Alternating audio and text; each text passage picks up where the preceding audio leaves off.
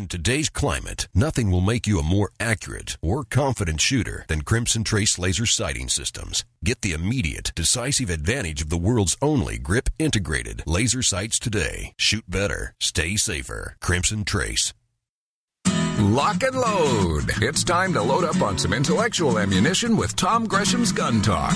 It doesn't matter if you learn to shoot with Daniel Boone or you're brand new. You're welcome here. This is the original national talk show about guns, and Tom Gresham is your guide through the maze of ballistics and politics. So grab your phone and call in right now, 866-825-5486, or just dial 1-TOM-TALK-GUN. Now, here's Tom. Broadcasting nationwide, this is Tom Gresham's Gun Talk. Your views, advice, and questions are the driving force of gun talk. Call Tom now at 866-TALK-GUN. That's 1-TOM-TALK-GUN. Or reach out to us via email at tom@guntalk.com. Let us know what you think about the gun-related issues of the day. Now, here's Tom Gresham. All right, back with you, Tom Gresham. It is 866-825-5486. That's how you reach us. Tom@guntalk.com is the email. Twitter, of course, we're active over there all the time. I'm at Gun Talk over there. Don't forget, we had just announced an incredible giveaway. This month only, if you go to guntalk.com/win, you can enter for a chance to win a Ruger rifle, a Nosler rifle in the Nosler caliber. We gave away Ruger last month. We're giving away the Nosler Model 48 Patriot rifle, chambered for the 26 Nosler, incredible new caliber, with 5 boxes of ammo with a loophole scope. Good to go. Also giving away a whole bunch of other stuff throughout the month. If you go to guntalk.com/win, W-I-N, you can enter for a chance to win. And I wish you good luck. I wish I could enter. I cannot. That's a great rifle. We actually had it out at the range we were shooting it for the TV shows. And holy smoke, is that one flat shooting son of a gun. That is a long range. Get there and do it. All right. Speaking of TV shows, speaking of producing and doing TV shows, our next guest is host of a really good TV show. Melissa Bachman is the host of a show on the Sportsman Channel, Winchester's Deadly Passion. It's a pleasure to welcome her to the show. Hey, Melissa, how are you? I'm doing great. Thanks for having me. Well, I'm glad we could catch you when you're not out chasing something, because you spend most of your days outdoors, don't you?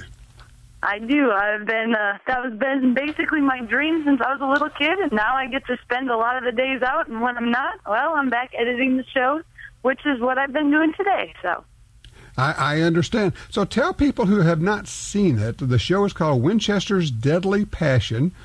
What are they going to see when they watch your show?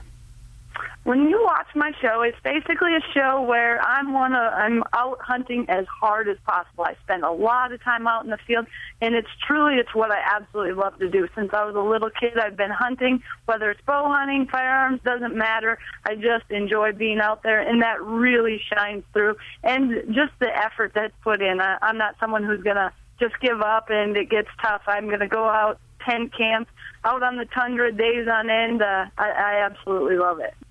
You're not, to put a fine point on, you're not one of those wimpy girls who says, I'm going to break a nail, so I'm going in. No, absolutely not. I will stay out there longer than most guys ever. So, but that's sometimes what it takes. And when you truly love it, I mean, that really shows through. I never wanted to have a TV show per se. All I wanted to do was hunt for a living. And by having a TV show, that's one way I got it. So that's kind of how it works. Hunting comes first before anything. Well, I'm looking at some of the shows on the Sportsman Channel. By the way, it's thesportsmanchannel.com, and I see you're out on the Alaska Peninsula hunting out there. I used to live in Alaska. That is some seriously rugged hunting out there. Yes, it is. It's my favorite place in the world. In fact, I'm pretty jealous that you live there, because I would love to move there immediately. Well, and people don't understand. I used to tell them, and you'll get this, when people were coming up, I said, look, you have to buy the best equipment possible for hunting in Alaska. I said, because equipment that other places would make it inconvenient, because if it fails, in Alaska it'll get you killed if it fails. That is absolutely the truth. I mean, we went up there and we were dropped off in a little Super Cub for 10 days. And it's one of those things. If you mess up, you do something wrong, you end up hypothermic, you may not make it, because if the weather gets bad, they don't care. No pilot's coming in to get you. You're on your own. So you really, really need to make good decisions at that point. Yeah. Good enough is never good enough. When you're buying, whether it's a tent or boots or gear or rifle or scope or anything, Alaska will test it. But I'm looking at your show there. It tested you quite a bit. That's just rough conditions, and you look like you're in pretty good shape. You're running around chasing down bears and all sorts of stuff. Yeah, that is one of the things where we were hunting. We were on the tundra. We would glass each day, and you may have, once you spot a brown bear, it may be an 8-mile stalk. And towards the end, you are running and sprinting, because when they're walking, they're so much faster than you can possibly be. And you're always trying to cut them off. So being in good physical condition was really important, plus being mentally tough up there. We ended up with 70, 80-mile-an-hour winds in a tent, and we stuck it out every single day we were out there, and we were lucky enough to take 2 bears on the trip, and it was really worth it. But it does test you both mentally and physically, that's for sure. Well, it does, and that's what I'm talking about. When you get winds like that, you better have the best tent that's ever been made, and all the rest of the gear. But so, how did you get started? Where'd you grow up? I grew up in central Minnesota. My mom and dad both did a lot of hunting. They raised both my brother and I. They brought us along everywhere we went. Hunting, we'd go out duck hunting, we would go deer hunting, whatever it was, we were right along with them. And I couldn't hunt until I was 12 in Minnesota. That was the rule. So they just let us come along. We got to go fetch up the ducks. We got to sit on the base of their tree stand and just kind of hang out until we were finally old enough.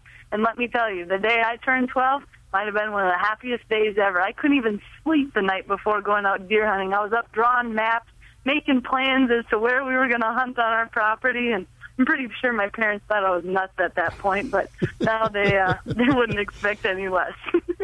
All right, I'm looking. It looks like your show runs Eastern Time Sundays at 2 p.m., Thursdays at 4 a.m., Saturdays at 2:30. You can set your DVR. You can pick it up that way. And, of course, you can get more information from the website, thesportsmanchannel.com. Yes, absolutely. All right, so where are you going next? What have you got planned for this next season? What kind of cool hunts you got lined up? I leave every year in August, and I come back December 23rd. So I will be gone every single day. I basically pack my truck. I had to get a little pull-along trailer because I carry too much gear. And it's tough when you're traveling all over. You need a wide variety because I'm flying up to Newfoundland. I'll be doing a moose, caribou, and bear hunt up there, which should be pretty exciting. I have some alligator hunts that I love to do, and all sorts of different things. Lots of whitetails, mule deer. Those are always my favorites, too. That sounds great. Melissa Bachman, thank you so much for spending some time with us, and looking forward to seeing your show this season. Excellent. Well, thank you for having me. I appreciate it. All right, you take care.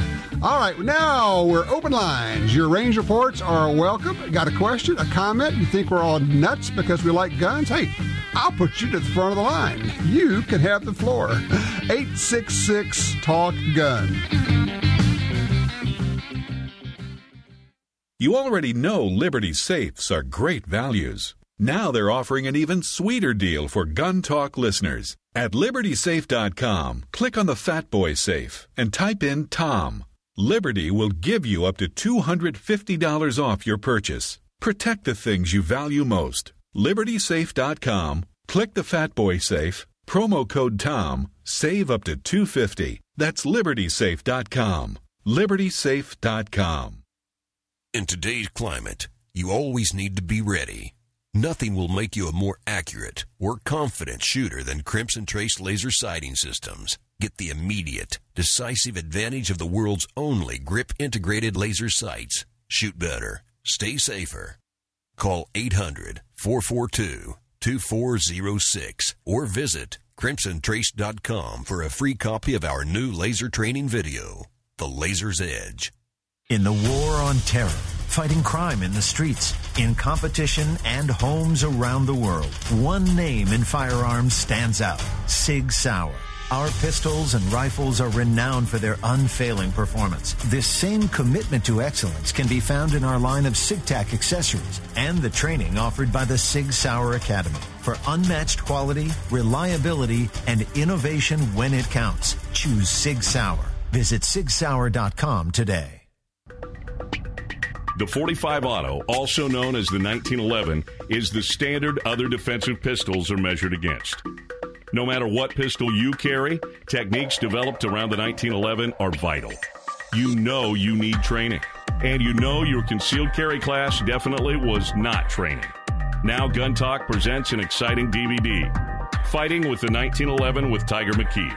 Tiger's unique training style will have you drawing, moving, shooting, and running your gun better, no matter what style pistol you prefer.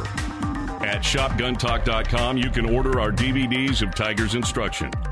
ShopGunTalk.com also has a 2-DVD set, including Concealed Carry 1. Get both for the information you know you need. This really is life and death. ShopGunTalk.com has DVDs, books, and other essential gear. ShopGunTalk.com. That's ShopGunTalk.com. Long-range shooting is challenging and fun, but most precision rifle bullets aren't right for hunting.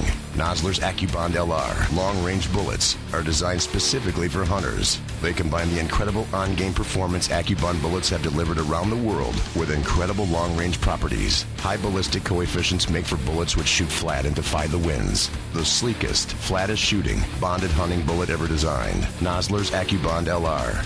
For more info, visit Nosler.com.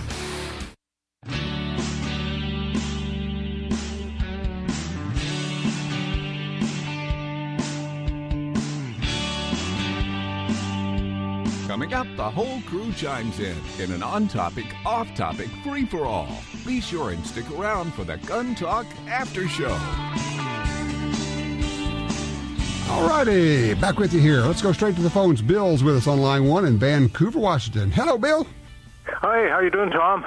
I am good. How can we help you today?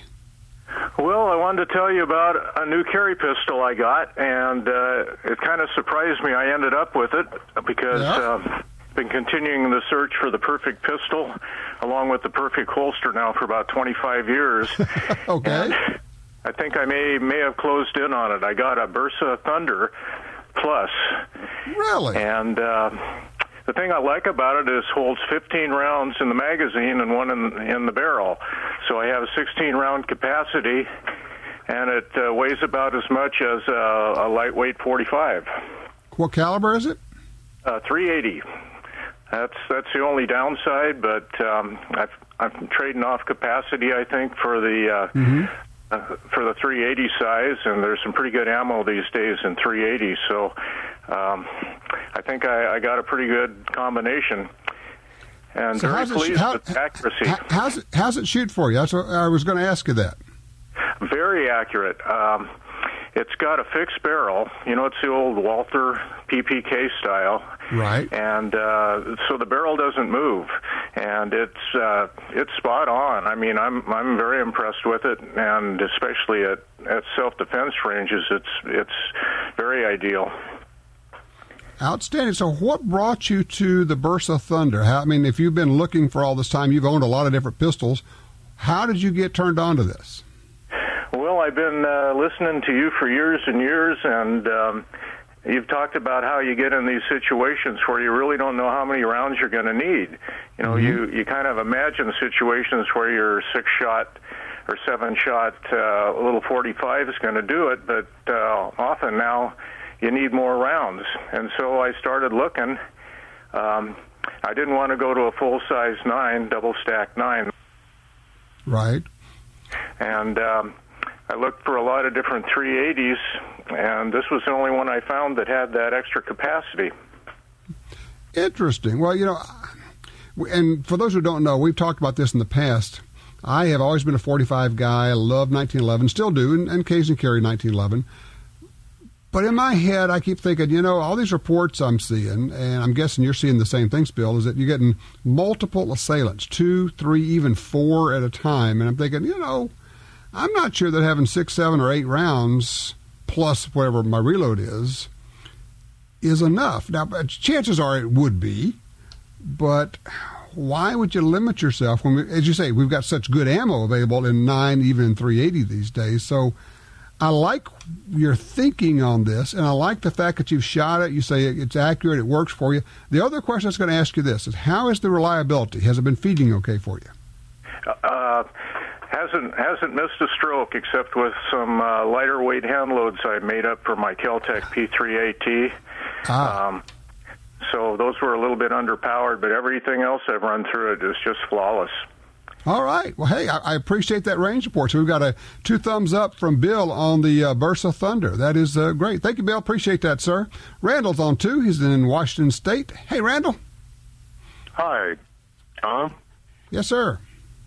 Well, I just wanted to tell you about my situation. I'm a disabled American veteran with low vision, and I applied for it and got a CPL. So you say low vision? Is that what you said? Well, I'm legally blind. Okay. Now, what does I don't know what it takes to be legally blind. What can you see? How can you help us out here? Well, I got like a white spot, blind spot. Okay. The further I focus out, the bigger it gets. Okay. But up close, I get peripheral. Okay. And I can go to an indoor range down in Lewiston and shoot 5 to 7 yards, and pretty much, a minute a bad guy. Oh, okay. So, I mean, now that's interesting because I've heard people say, I can't believe that if you're legally blind, you could get a carry permit. No. So what you're telling me is that legally blind doesn't mean blind, is that you can still hit your target, okay? Well, when you go in and apply, you got to fill out the 14 questions. Okay. And they don't ask if you're disabled. Interesting. In any way, okay. Well, I didn't walk in with my white cane and red tip, and the dark sunglasses and all that, That's right. That's between you and yourself. And, the fact that you can shoot safely, you know how to handle the gun, and, just because you're legally blind doesn't mean somebody's not going to try to jump you. Yeah. Well, first time I went safety handgun class was 1962. Oh, wow. And okay. About 65, I qualified with Army Reserve unit out of Yakima. Because we had a regulation range in the Columbia Basin, Ah, okay. And, well, look, I got a marksman medal in the Navy and all that, And I so thank you for bringing Melissa Bachman earlier, because I've read him since the late 70s, American Handgunner. And he always made so much sense. He does. You read his stuff and you go, well, that just makes sense. And his books are great. That the first one, In the Gravest Extreme, it is so good, even though it's dated now. I tell people you got to have In the Gravest Extreme because it just applies, whether you're carrying a gun or just have a gun in your home or your car or whatever. You need to have a copy of this book, In the Gravest Extreme. I sure appreciate the call. And line 4, Lee is in Glasgow, Oregon. Hey, Lee. Well, good afternoon, Tom. Yes, sir. How can I help you? Long-time listener, first-time caller. Well, thank you. I got a question about shotguns. I don't hear too much about shotguns on the air here, but my question is this. I plan on reloading some 12-gauge and 410s. Is it okay to use black powder? Well, it's okay, but you have to have black powder loads. And what kind of gun would you be shooting them in? It's a 410 Remington, I think it is, and a 12-gauge. I forget what the 12-gauge is. Pump or what kind of? No, it's a single shot. Single shot. That helps because the thing is, once you shoot black powder, real black powder in there, you got to clean it that day or it'll start rusting, seriously. I mean, you got to really clean it with water down the bore and everything else, so you got to understand what you're getting into. If you shoot black powder, it's dirty, smelly, icky, and a lot of cleanup. And, did I mention it's also a lot of fun? So, yes, you could. What you need to do is make sure you're using approved loads. And here's the one thing I need to make sure that everybody understands. With shotguns, just like with rifles, when you change any component, you've changed the load. So if you change from a Winchester to a Remington hull, you have to use a different load because the inside of shotgun shells actually varies all over the place in volume. High brass, low brass doesn't matter, but high base low base, that refers to what's inside the shotgun shell and how much volume there is. So you have to make absolutely certain that you're using the right hull, empty hull, and the right wad for the load data that you're using. So that'll get you down the road, Lee. I appreciate it, and I wish you luck. Jim's going to help us out here. He's on line 3. He's got some information about that Nagant stock. Hey, Jim. Hello, sir. How are you? I am good. Help me out, man. Okay. Well, now, can I mention this, where I found this online? Yeah, absolutely. It's a local store. You bet. It's a mom-and-pop place called Riker Arms in Wichita, R-Y-K-E-R, and he bends over backwards to help people. He's a great guy. Okay. But anyway, their site, if it's on the site, then he's got it in stock. When it sells something, he takes it off the site. So okay, what is it? Oh, okay. I'm sorry. It's for the Nagant. It's called the New Archangel. New stock. It's Archangel AA 9130 stock. Okay. It's black polymer. It has an adjustable cheek pad. You can change the length of pull. Quick detach sling points. It has a detachable 5-round box magazine and free floating barrel channel. And with the rifle, it's $340. So it sounds like a pretty decent deal. Oh, that's with the rifle.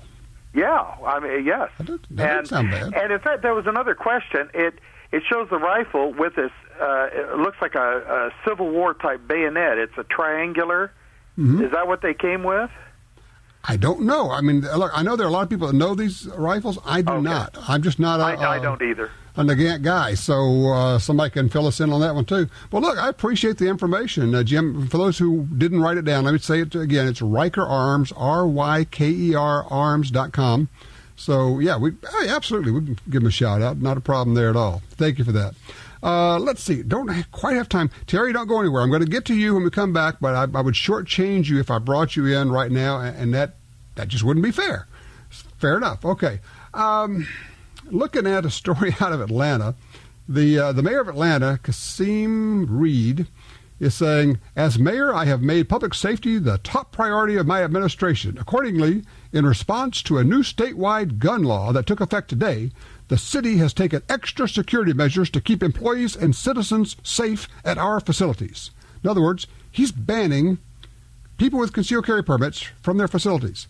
Now, understand, it was okay before this law was passed for the good guys to carry in these city facilities. Now, all of a sudden, he's saying, nope, only the bad guys get to carry here now. No good guys. If you've been fingerprinted, photographed, had a background check, had the training, gone through all the hoops, paid the money, we don't trust you. The crooks, the robbers, the thugs, the gangbangers, yeah, come on in, dude. It's all good. Unbelievable. 866-TALK-GUN. Tom Gresham's Gun Talk is broadcast nationwide every Sunday. If you can't hear Gun Talk where you live, call your local talk format station and clue them in on Gun Talk. Stay tuned. We're coming right back.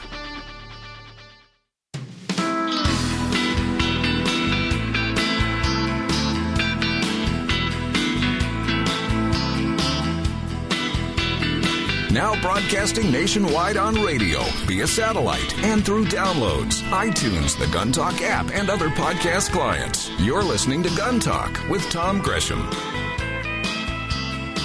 All right, 866-TALK-GUN gets you in here, or you can shoot me an email, tom@guntalk.com. Folks on the line right now, don't go anywhere. We're going to get to you. Terry's up first, line 1. Hey, Terry, welcome to Gun Talk. Hey, how you doing, guy? I'm good. I got some stories to tell you. Okay. I told the lady I'm a Navy SEAL retired. Okay. My choice of sidearm was 1911. I carried it all the time. Upper part of my body, I carried a little 38. I always had two very, very, very sharp knives. One very small knife double-taped in my armpit. My choice of scope, Trigicon, of course. And we could get anything we wanted. That's where I was going to go with. That was my next question. I understand that the Navy SEALs and some other Special Forces folks really do get to choose anything you want. You don't have to just take, well, this is the military or the Navy issue. Is that right? Yes, sir. So how did you decide? How does it work? Do all the members of one particular team or unit have to have the same gear, or can each individual have their own gear? Anybody can get whatever they want. So how did you make your decision? Just trial and error. One guy had something, and we tried it out, and it boiled down to the best one that fit. The best one that fit me is the one I chose. Now, when you're doing Special Forces stuff, Navy SEAL, do you have to use the military ammo, or can you go off the reservation there also? Anything we want, but they provide anything we want. Ah, okay. All right, that's a good deal. Give me an idea of what years we're talking about. I finished SEAL training. Let's see, I graduated in high school in 1952. I graduated SEAL training in 1954. Wow, okay. And I retired from the Navy in 1981. All right. Well, Terry, I appreciate your service, sir. Thank you. And look, thanks for the information. That's exactly what I was looking for. I got to get Mike in here online, too. Hey, Mike, you got a question about a Coleman tent? Yes. Coleman just brought out a new tent called the Insta Tent. I mean, it has the rainfly integrated into it. They said they can set it up in less than a minute. And I'm looking for something that I can set up my camp and get ready to hunt and all that, because some of these tents are such a pain in the neck. But I was wondering, what's your slant on Coleman products?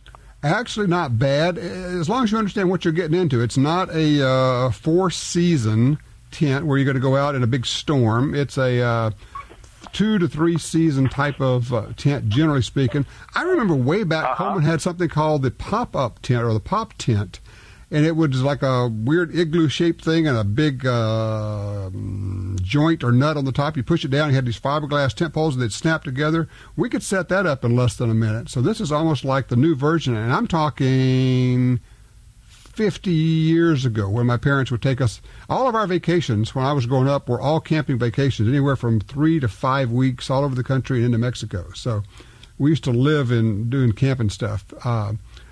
You know, I'm looking at the instant tents from Coleman on their website.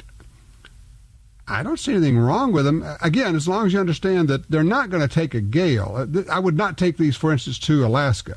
In Alaska, you need serious mountaineer 70, 80-mile-an-hour wind tents. These are probably good 20-mile-an-hour wind tents. Yeah. Okay, that's great.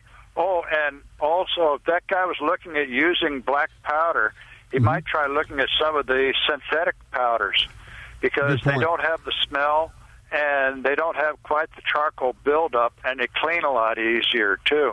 So he might try looking into some of those. Will do. You have now passed it along to him. I appreciate it, Mike. I got to get John in here before we hit our break on line 3. John's in Tulsa. Hey, man, how you doing? Good. How are you? Good. What's on your mind? Okay, so I had a comment about the open carry that's going on. You know, the open carry of long guns and the controversy that it's causing. And I think the solution is that we actually need to have a regulated carry of long guns, just like we have a regulated open carry of pistols. So, for example, there's a clear distinction between carrying a pistol, open carry, and brandishing it. I mean, nobody would condone carrying a pistol at low ready or, in some casual fashion. You would either have it in a holster or in some fashion the trigger guard would be covered so that it would be non-threatening. And what I see is that I see people carrying long guns in an unregulated fashion, either at the low ready or casually slung. And I think we need to sort of regulate that in some way so that they carry it in a scabbard or in some fashion the trigger guard is covered. And if we start doing that, I mean, a long gun is no more threatening than a pistol in a closed room. And I see the anti-Second Amendment people are using this loophole to to sort of say, look, they're carrying all these assault weapons, and so it's kind of being used, obviously, as you know, as a publicity stunt against us all over the country. Absolutely. And, I think what we need to do as responsible gun owners is to step in and say, let's regulate the carry of long guns just the way we regulate the open carry of pistols and revolvers. And interesting.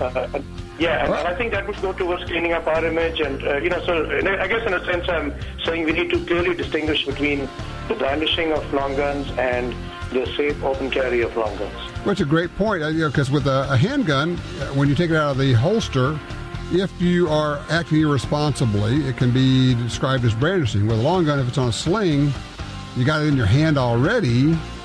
Where's the line between that and brandishing? Interesting point. That would be a tricky one for us to wrap our heads around. Got any thoughts on that? 866-TALK-GUN. Hi, this is Doug Koenig, professional shooter and winner of over 60 national and world championships. If you shoot an AR, you need to be running the new Sharps Reliabolt. This bolt is amazing. The Reliabolt was fired 7,500 consecutive times by an independent test facility, jam-free. If you need the peace of mind and safety of not worrying about a jam, then buy the Sharps Reliabolt. Sharps Reliabolt is available at srcarms.com and tell them Doug sent you. TopGunSupply.com carries a large selection of fine firearms and accessories. Get all the parts you need for your Sig Sauer, HK, and Glock pistols. Grips, screws, recoil springs, sights, barrels, magazines, holsters. The list goes on. Our knowledgeable sales staff, professional service, great prices, and super fast shipping are here to help you. Check us out today. TopGunSupply.com. TopGunSupply.com. If you carry a gun, you need training. Your concealed carry class was definitely not training. But time, money, and obligations keep you from spending days at a shooting school. The trusted folks at Gun Talk can help. Concealed Carry 1, our DVD featuring the VADA Group, covers what gun, what holster, how to carry, where to wear your gun, and much more. Visit shopguntalk.com. That's shopguntalk.com. Look, this really is life and death. Learn how to stay aware, how to get away, and how to fight if you must. At shopguntalk.com, you can get the 2 DVD set, including Fighting with the 1911 with Tiger McKee. No matter what gun you carry, this vital training info can save your life. Learn the draw, the stance, reloading, vital gear from Gun Talk. That's shopguntalk.com. shopguntalk.com. Hi, I'm Michael Bain. You know I hate cleaning guns, so anything that makes that job faster and easier is definitely a plus. And that's where Bore Tips come in. These reusable, lint-free cleaning swabs make cleaning a breeze. And the tighter-fitting Bore Tips do a better job on barrels than cotton mops or patches. Hey, it's a dirty job. Let Bore Tips help. To find a dealer, visit boretips.com.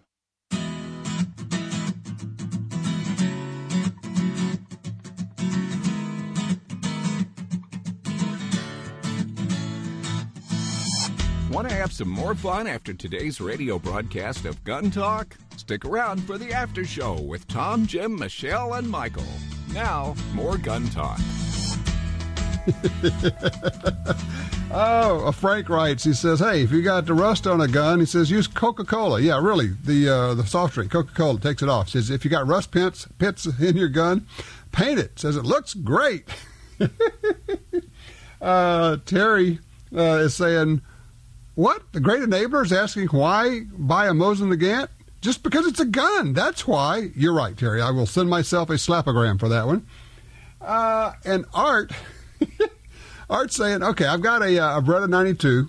He says, is there a device that measures trigger pull? Because it's like the first pull is heavy and the second one is light. Yeah. That's called a double action, single action. It's heavy on the first pull and then it resets and it's a single action pull after that. There is, by the way, a device called a trigger pull gauge, and you can use that to measure the weight of the trigger pull. I personally have never liked the DASA, the double action, single action trigger pull. I want it to be either always double action, which means long, drawn out trigger pull, which I'm okay with, or single action, which is a shorter trigger pull. But I don't want my trigger pull to change on me. And I know some people master that. I just never have, and that's a shortcoming of mine. I understand that. Okay. Line 4, Jeff is with us out of Navarre, Florida. Hello, Jeff. Congratulations. Hey, Tom. I'm out. I don't have a Ranger report for you. Yeah. But I was one of the lucky, reliable winners last week. Outstanding. Last Sunday. You already got it? I'm cleaning the grill again. It's been a barbecue weekend, but I just wanted to let you know how happy that I was that I won that product, and it was in my mailbox on Thursday morning. Wow! All right, for the guys at Sharps Rifle was Company. right on it, and I was so happy. I couldn't believe that it got here that quick. All right. Well, you know what you have to do now. You got to go out and shoot it and call us and give us a range report on it, okay? Yes, I will. And after this weekend, this weekend was fireworks and barbecue. So I understand. I understand. All right. Well, look, call us back when you got a range report with that thing, Jeff. Bill's on line 1 out of Reno. Hello, Bill. You're up. Good afternoon, Tom. Approximately 2 years ago, I purchased a Marlin 357 lever action. Mm-hmm. Beautiful gun. Mm-hmm. But the lever really hangs up. It's really difficult to operate. The salesperson said, run a few rounds through it and it'll loosen up. Mm-hmm. Well, after 600 rounds, the lever is still as difficult to operate as when it was brand new. Yep. Opinion. What is your opinion? I think that the Marlin rifles being made today are not as good as they used to be. That's disappointing. It's it's tragic, if you ask me. Marlin made fabulous rifles, and I think that they're just not that anymore. And it saddens me greatly. As to what can be done about that one, I don't know. And frankly, we talked about this on the after show last week, where we're saying, look, used older Marlin rifles have escalated in price incredibly. They're like $1,000 or more for used Marlins now, because the public thinks the new ones are not nearly as good. And so that's where we are. I don't know, honestly, if there's somebody who could take that and slick it up. There may be a good gunsmith who can do that for you. And if you did a little Googling out there or, search engine, you could probably find you somebody who could take care of that and make it right. As to sending it back to the company, the manufacturer, I don't know. If they turned it out that way in the first place, I'm not sure. So I wish I had something better for you. In this case, I just don't. It's one of the sadder situations right now. Thank you, Bill. Let's see. Stace, line 2, Tulsa, Oklahoma. Stace, talk to me. Hey, Tom. How are you? I'm good. What about Taurus? I wanted to know if you had an opinion or could give me some insight on a kind of a stigma that I keep stumbling upon considering Taurus handguns. Mm-hmm. What's that? I own a 2-inch 38 special, a little snub-nosed revolver. It's a Model 65, and it's a really, really tight little handgun. I've owned it 15 years. I can literally nail tacks down with it. I mean, it's a beautiful gun. But I go to the range, and people look at it, and the first thing out of everyone's mouth is, "Well, it's not a Smith & Wesson." And then I'll get on the internet, and it seems like everybody just bashes it. Oh, I know. Well, you got okay.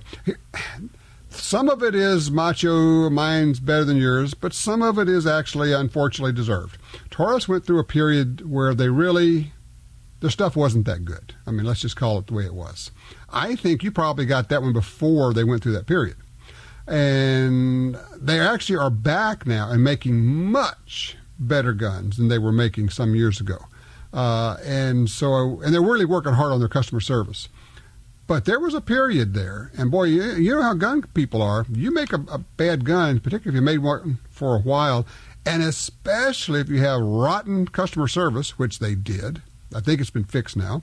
Honestly, in the old days, I got more complaints about Taurus's customer service than about everybody else combined. And so people feel betrayed, and they hang on to that feeling, and they're still going to talk bad about them, even though your gun is fine, and even though the new guns are much better than they were, and the customer service has been greatly improved. And they know, the folks at Taurus know, they got a ways to go. It takes a long time to regain people's trust, especially about guns. Partly because we use our guns to save our lives, and partly just because we like guns so much, and partly because we know a lot about them. If you sell me a bad one, I'm going to remember. I'm going to talk about it. So it's just the way it is. But if you like your gun, keep shooting your gun. Oh, God, I sound like Obama. Oh, my gosh. Never. But I think it'll be fine. Keep shooting it. And yeah, okay, it's not a Smith & Wesson. No, it's a Taurus, and it works great. It works fine for you. 866-TALK-GUN. We can get you in now. We can also hold you into the after show, which is a lot of fun. 866-TALK-GUN.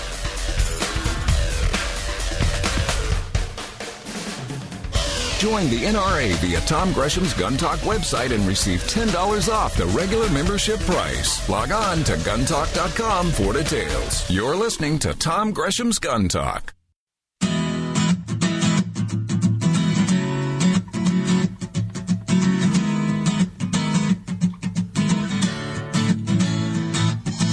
Just because we're wrapping up on the air doesn't mean we're done talking about guns. Stick around for the after show. It's our podcast-only version designed to include all the stuff we simply couldn't fit into a regular show. Call in now at 1-TOM-TALK-GUN.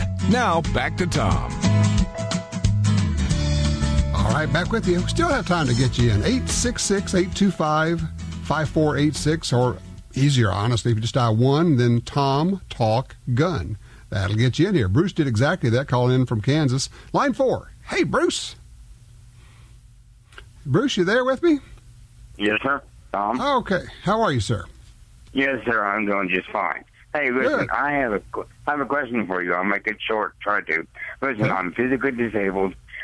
I live in a HUD apartment, and our contract stipulates that we cannot possess firearms in any way, shape, or form, except for pepper spray. Is this legal? Yeah, it is.